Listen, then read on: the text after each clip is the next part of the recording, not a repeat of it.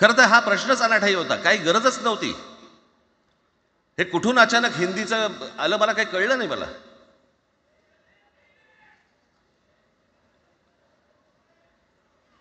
आणि हिंदी कशासाठी हिंदी, कोणासाठी हिंदी? त्या लहान लहान मुलांवरती जबरदस्ती करताय तुम्ही.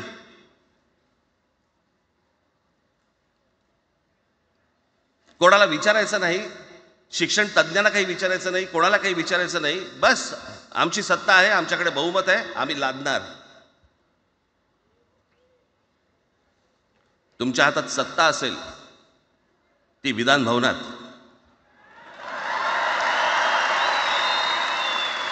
आमच्याकडे सत्ता आहे रस्त्यावर.